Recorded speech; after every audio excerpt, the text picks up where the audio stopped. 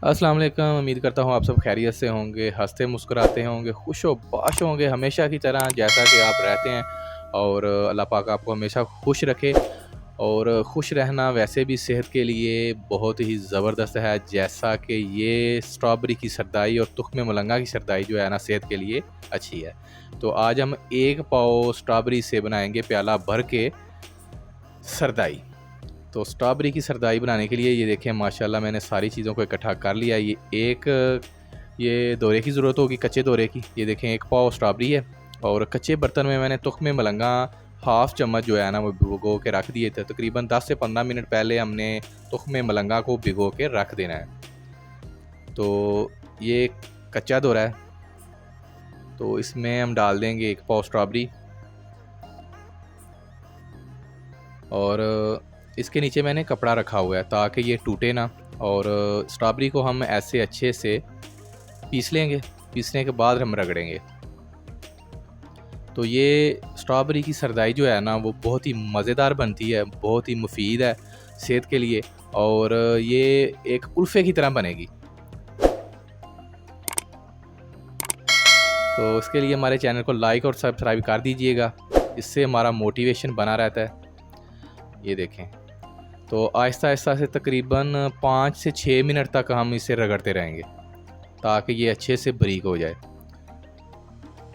ये देखें, ऐसे ना हल्के हाथ से करना है। अगर थोड़ा सख्त हाथ लगाएंगे तो ये दोरा कच्चा है, ये टूट जाएगा। तो इस तरह स्ट्रॉबेरी की सरदाई बहुत ही मज़े की बनती है। तो ये 1 प्याला दूध हम इसमें डाल देंगे। ये देखें ऐसे। तो 2 चम्मच मैंने चीनी ऐड की है। आप अपनी मिठास के हिसाब से, जितनी आपको मिठास पसंद है आप उसके हिसाब से चेक करके डाल सकते हो। तो चीनी को भी हम आहिस्ता आहिस्ता रगड़ेंगे ताकि ये बारीक हो जाए।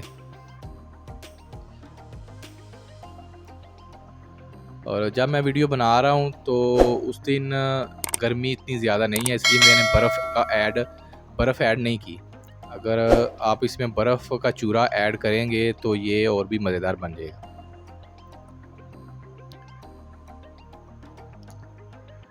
तो 1 से 2 मिनट तक हमने चीनी को मिक्स किया है।